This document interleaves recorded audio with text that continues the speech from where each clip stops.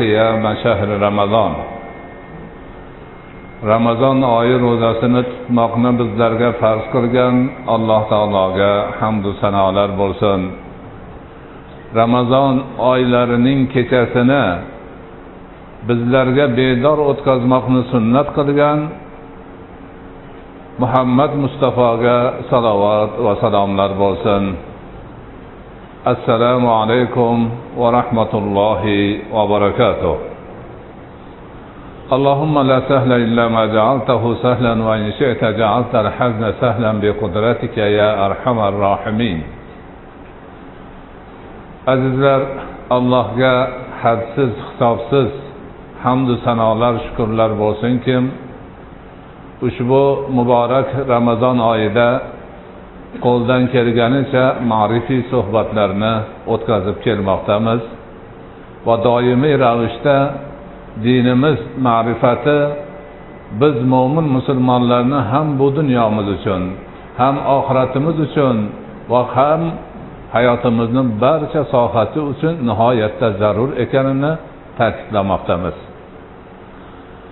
Bugungi siz azizlar bilan bo'ladigan suhbatda sehr to'g'risida, ma'rifat ma'nosida suhbat o'tkazmoqchimiz. Ma'lumki, sehr degan tushuncha dunyodagi barcha xalqlarda qadimdan bo'lib kelgan bir tushuncha. Shu bilan birga bu sehr degan narsa asosan g'aybiyotga, ko'z bilan ko'rib, qo'l bilan ushlamaydigan olamga bog'liq bo'lganligi uchun uning haqida turli bid'atlar, xurofatlar, gaplar, so'zlar, tushunchalar, qo'rqitishlar tarqab qolgan. Dunyoning xalqlarini hammasiga qarasangiz, mana shu holatni guvohi bo'lasiz. Ana o'sha sehr haqidagi tushuncha qadimda ham bo'lgan, hozirda ham bor va hammasi xalqlarni behuda ovora bo'lishi, pul mol sarflashi, umrini o'tkazishi, oradagi aloqalarini buzilishi, oilalarni buzilishi kabi ko'ngil xiraliklarga sabab bo'ladigan ishlardan iborat. Alhamdulillah, Alloh o'zining oxirgi va mukammal dini islomda boshqa barcha muammolar qatori sehrni ham muammosini hal qilib qo'ygan. Lekin biz musulmonlar o'sha ta'limotni o'rganmasdan yana o'zimizga ortiqcha muammolarni keltirib chiqarib olganmiz. Hozirgi kunda jamiyatimizda falonchini ayoli bilan urushib qolibdi, sovuq qilib qo'ygan ekan, ilmi amal qilib qo'ygan ekan, falonchini ish yurishmay qolibdi, pistonchini boshi aylanib qolibdi kabi har kuni har xil gaplarni eshitiladi. Odamlardan qanchalari o'sha sehrchilarga yugurayotgan, dam soldirayotgan, issiq sovuq qildirayotgan, uni tugunini eshittirayotgan, tugdirayotgan, qancha umr sarf xarajat, zehn zakovat isrof ketyapti. Nimadan? Diniy ma'rifatning yo'qligidan. Xo'p, bizning dinimizda sehrga qanday qaraladi? Odatdagidek, musulmon ma'rifati sohiblari har bir narsani avvalidan sekin dona qilib tushuntirishadi. Sehr degani deydilar ulamolarimiz, lug'atda til jihatidan kelib chiqishi nozik va maxfiy bo'lgan narsaga sehr deyiladi. Bir narsaga yuzaga chiqdi, ta'siri o'lyapti-yu, qayerdan kelganini birov bilmaydi. Ana o'shani sehr deyiladi. Qo'polroq qilib aytsak, sehr ko'zbo'yamachilik ma'nosini ham va aldov ma'nosini ham ifoda etadi, deydi ulamolarimiz. Ana o'sha sehrga qarasak, haqiqatan shunaqa. Ba'zi vaqtlarda ijobiy narsalarga ham sehr deydi. Birov juda gapga usta bo'lsa, gapirib hammani og'zini ochirib loyiq qilib qo'ysa, va sehrlab qo'ydi-ya, bizni indamay jim qoldik deydi. Rasul akram alayhisolatu vassalomni huzurlariga bir odam kelib, shunaqa zo'r balog'atli xutbani aytganlarida shunaqa deganlar: "Inna minal bayani la sihran." Ha, so'zni bayon qilishda bir sehr bordir deganlar. Hamma jim bo'lib qolgan haligi odamning gapidan. ana o'shunaqa narsalarni demak lug'atda sehr deyiladi. Voqelikda sehr bormi yo'qmi? Bo'lsa nima o'zi degan savolda butun xalqlar har xil gaplarni aytishgan. Ba'zi xalqlar aytadiki, sehr umuman yo'q. U aldamchilik, odamlarni bekordan vaqtini olish deydi. Ba'zilari yo'q, unaqa emas, sehr bu juda katta kuch. Sehr u qivoradi, sehrgar bu qivoradi, unda qivoradi, bunda qivoradi deb olamni sehrgarlar boshqarib turgan u hamma narsa shu sehrgarni xohishiga qarab bo'ladi degan darajaga olib kelib qo'yishadi. Odatdagidek musulmon ulamolar islomiy ma'rifat hamma narsaga voqelikdan kelib chiqib Allohning ta'limoti asosida nazar soladi. Va musulmon ummati ittifoq qilib aytadiki, sehr bor. Lekin haligilar aytgandek dunyoni egallab turgan emas. Sehr toshni tilla qilib qo'ya olmaydi. Bor narsani yo'q qilib qo'ya olmaydi. Yo'q narsani bor qilib qo'ya olmaydi. Lekin sehr orqali yomon, badbaxt ruhlarni ishga solib, ba'zi bir odamlarning hayolini farishon qilish mumkin. Ruhiy ta'sir o'tkazish mumkin. Ya'ni ba'zi bir yomon odamlar bo'ladi-da, ularda ruhiy quvvat kuchli bo'ladi. Ba'zi bir odamlarning ko'zi bo'ladi. Odamlarga ko'z solsa, nazar solib, "Voh, u bu" desa, haligi nazari tushgan odamga boshi og'rib qoladi, boshqa bir holatlar bo'ladi. Xuddi shunga o'xshagan ta'siri bor deydi ulamolarimiz. Ahli sunna va jamoa aqidaviy mazhabidagi fiqhiy mazhablarimizdan Hanafiy mazhabi, Shofiiy mazhabi, Hanbali mazhabini barcha jumhur ulamolari aytadilarki, sehr mavjud, ikki qismdan iborat. Birinchisi ko'z bo'yamaga o'xshagan narsa. Bir narsalarni oldindan tayyorlab olib, odamning ko'ziga bor narsani yo'q qilib, yo'q narsani bor qilib, ustalik bilan, chaqqonlik bilan, harakatlari bilan, haligi hiyla nayranglari bilan odamlarning ko'zini bo'yaydi. Buni hozirgi kunda Fox deydi. Illuzionist. O'zi oldindan tayyorlab oladi. Masalan, bir gugurt chopini ko'rsatsa, mana deb ko'rsatib turib, bunda dasturxonga o'rayda qisir qilib sindiradi. Sindirib turib, bunday qilsa, cho'p butun tushadi. Hammani og'zi ochilib qoladi. Aslida u ro'molchasining uchiga boshqa cho'pni qo'yib qo'ygan bo'ladi. Sindirganda o'shini sindiradi. Uni ushlab turib, bu yog'ini qo'ysa, haliga qo'ygan toza nima, butun nima tushsa, odamlar sinsa ham sindiruvdi, qasiruvdi-yu, lekin sinmadi, butun tushdi deb hamma hayron qolaveradi. Fokuschilarning hamma ishlari shunga o'xshagan narsalar. Ana televizorda ko'rsatib, odamlarni qo'yib ararlab turib, keyin qo'ldan ushlasa tikkilab turib kelayotganlar hammasi shunaqa moslamalar bilan, ustalik bilan odamlarning ko'ziga ko'rsatadi. Buni demak ahamiyati yo'q narsa. Odamlarni ko'nglini aliga tomoshaga chorlash, boshqaga qilish uchun qilinadigan narsa. Lekin ikkinchisi haligi gap. Yomon ruhlarni ishga solib, ba'zi bir demak o'sha sehrgarlar qiladigan ishlarni qilib, odamlarni ruhiy tarafdan susayishiga, ba'zi bir ruhiy ma'noda o'zini noxush his qilishiga, boshi og'rishi, ko'ngli siqilishi, g'ash bo'lib bir narsani qila olmay qolish holatlariga sabab bo'lishi bor deyiladi. Bu bor haqiqat bo'lgan, buni hamma tan oladi. Sehr nima bo'lganda ham eng yomon narsalardan bittasi hisoblanadi. Qur'oni Karimda ikki buyuk payg'ambarga sehr bilan to'qnashish to'g'ri kelgan va o'shini ikkisida ham sehr va sehrgarlar payg'ambarlarga qarshi shirk, kufr, isyon timsolida namoyon bo'lgan. Sulaymon alayhisalomning davrida u zot kelib odamlarga payg'ambarlik mo'jizasini ko'rsatsalar, dushmanlar bu sehrgar ekan deyishgan. Buni sehrgarlar ham qiladi-da. Bu sehrgar ekan, mana ko'zimiz oldida uni qilyapti, buni qilyapti deb payg'ambarlik mo'jizasini sehrga yo'yishib, obro'sini tushirib, bu men payg'ambarman deyotgan Sulaymon sehrgar, u payg'ambar emas. Mana sehrgarlar ham shunga o'xshagan ishni qilyapti deyishgan. Shunda Alloh taolo Qur'onda "Va ma kafara Sulaymon valakinna shayatin kafaru yuallimuna an-nasa sihr" oyati. Sehr, ya'ni Sulaymon kofir bo'lgani yo'q. Ya'ni Sulaymonni sehrgar deyapsizlar, sehr qilsa kofir bo'lib qolar edi. Sulaymon kofir bo'lgani yo'q. Shaytonlar kofir bo'ldi. Odamlarga sehrni o'rgatyapti dedi. Ana. O'sha kufrni sehrni o'rniga Sulaymon sehrgar bo'lgani yo'q demasdan Sulaymon kofir bo'lgani yo'q. Shaytonlar kofir bo'ldi. Odamlarga sehrni o'rgatmoqdalar dedi Alloh taolo. Ana o'shani isbot qilish uchun ikkita farishtani tushirdi Bobilda, Harut va Marutni. Sinov uchun odamlarga sehrni o'rgatinglar dedi. Xohlaganga. Bu bilan aytdi Allohki, sehr o'rgansa bo'ladigan hilla. Lekin payg'ambarlikni o'rganib bo'lmaydi. Uni Alloh o'zi tanlagan bittagina odamga beradi bir davrda. Uni o'rganib, ustoz tushib, shogird tushib, o'qib, tajriba qilib, mashq qilib o'rganadigan emas payg'ambarlik. Payg'ambarlik Allohning buyuk ne'mati o'zi suygan bandasiga beradi. Deb haligi ikki farishta tushib o'tirib, "Kelinglar, kim sehr o'rgatsa biz o'rgatamiz" dedi. Bu o'rganadigan narsa dedi. Oson bu. Odamlarning qilib yurgan ishi.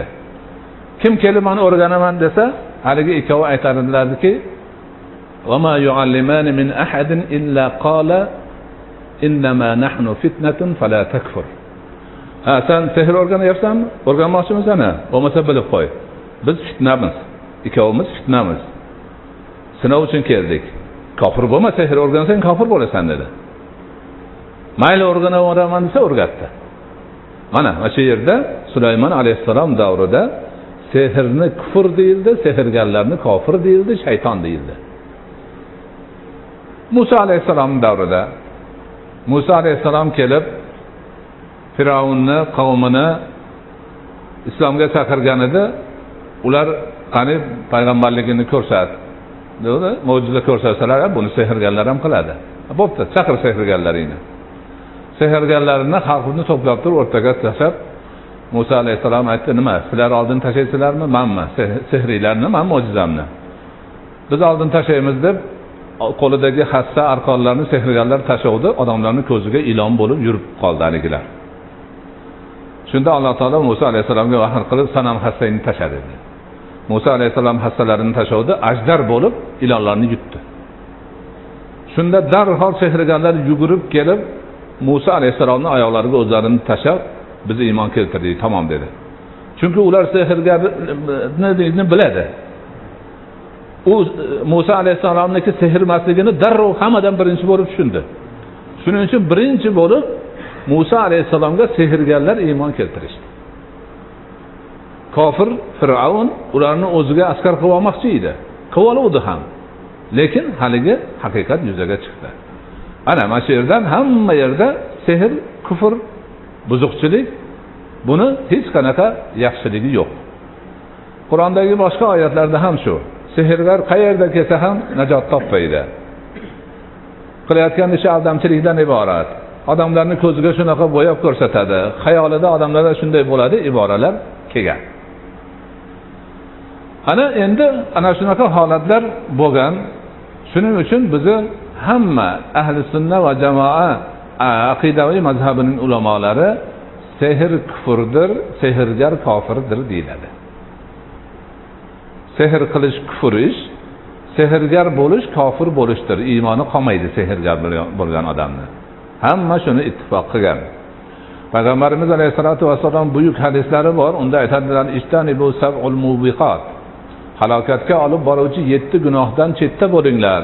deb turib, birinchisi shirk deb turib, ikkinchisi sehr deganlar. Undan keyin odam o'ldirishni aytganlar. Qarang, odam o'ldirishdan sehrni ustun qo'yapti. Hadis. Mana shunday katta gunoh ekanligi bizning dinimizda ta'kidlangan. Xo'p, shunaqa bo'lsa ham, gunoh bo'lsa ham, kufr bo'lsa ham, qandaydir bir nobakor shuni qiladi. Endi nima qilish kerak? Avvalo, bizning dinimizda o'sha sehrga uchrab qolmaslik, sehrdan ta'sirlanmaslik choralari ko'riladi. Buning uchun avvalo iymonni baquvvat qilish kerak. Allohga, qazoyi qadarga, hamma narsa Allohning o'zidan ekanligiga iymonni baquvvat qilgan odamga sehr hech qanaqa ta'sir qila olmaydi. Chunki iymoni baquvvat turibdi-da. Bu dunyoda hech bir narsa Allohning iznisiz bo'lmaydi. Allohning izni bilan bo'lgan narsa men uchun yaxshi bo'ladi deydi. Mahkam turibdi, shuning uchun mingta sehrgar atrofida aylansin, haligi odamga hech narsa bo'lmaydi. O'zi aqidasi sust, rasvoyi raddi balo, bid'atga, xurofatga berilgan, har bir narsadan shubhalanadi, o'zini soyasidan ham qo'rqadi, qazoyi qadar degan narsani tushunmaydi, ularga sehr rosa ta'sir qiladi. Balki sehr ta'sir qilmaydi, ular sehrni o'zlari chorlab oladi, chaqirib oladi o'ziga. Hozirgi mana shunaqa bo'lganlarning hammasi shunaqa qarasangiz, men u bo'lyapman, men bu bo'lyapman, unaqa gap yo'q. O'sar o'zingni tutgan. Desang, "Yo'q, anaqa bo'lyapti, uxlasam u bo'ladi, falonchini ko'rsam yuragim unaqa bo'lib ketadi" deb o'zini o'zi ishontirib olgan.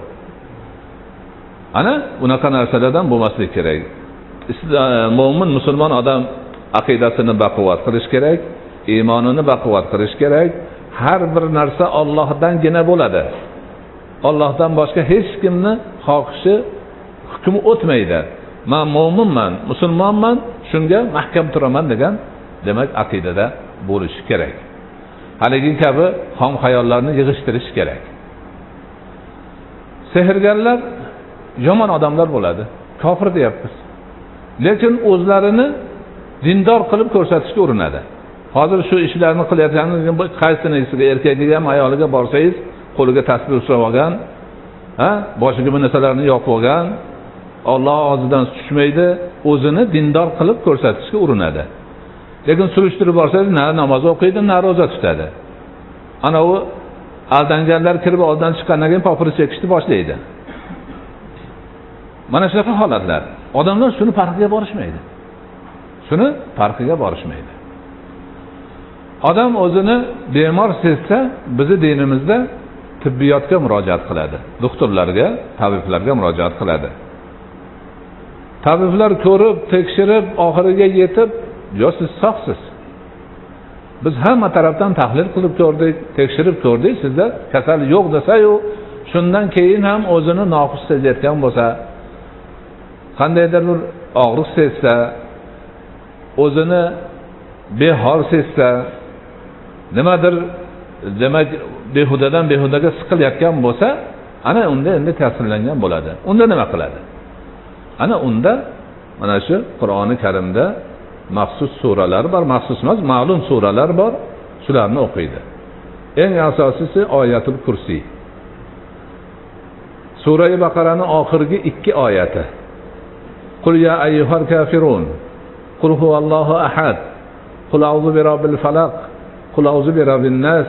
Mana shularni ixlos bilan o'qiydi, o'ziga dam soladi, aqidasini yaxshilaydi, inshaalloh yaxshi bo'lib ketadi. Mana shu tushunchalarni bilishimiz kerak. Qolgani hammasi bir pul. Mana hozir o'zlaringiz ham eshitgan bo'lsanglar kerak, odamlarning 80% shunga muftalo. Falonchi xotini issiq sovuq qildirib qo'yibdi, anaqa bo'libdi ekan, mana qo'yibdi ekan. Pistonchi bilan pistonchini bitta ammasini qizi tugun qildirib ostonasini tagiga ko'mib ketgan ekan, ular er xotin urushib bir-biri bilan jig'ib-g'iyron bo'lyapti ekan. Yana mana shunaqalar tinmaydi, ya'ni ko'p. Ba'zi bir odamlar o'zini bolasidan, kelinidan shumlanib, "Meni shu kasal qilib qo'ydi" deyib, doktorga bormay kasal olib yuribdi. Meni kelinim yomon ko'radi, mastavaga bir narsani qo'shib ichirib qo'ygan. O'zi bilmaydi ichganini. Lekin shuni aytadi. Bu nima degani? Bu oilani buzish degani. Qarindoshlarning orasini buzish degani. Jamiyatni porakanda qilish degani. O'zidan o'zi shuni qilishadi. Shuning uchun ma'rifat bo'lsa, tushuncha bo'lsa, shu tushuncha asosida demak shuni yo'lga qo'yilsa, aqidani to'g'rilansa, mana shu narsalar hammasi barbod bo'ladi. Albatta 10-15 daqiqalik ma'ruzada buni bayon qilib oxiriga yetib bo'lmaydi. Bu yerlarda ko'rsatma beriladi. Kitoblarda yozib qo'yilgan. Mana shu yaqinda bir kichkina kitobcha qilib alohida shularni bitta qilib chiqardik ham, katta kitoblardan olib. Chunki bizni jamiyatdagi holat majbur qildi shunga. Odamlarga shuni aytmasak bo'lmayapti. Alloh subhanahu va taolo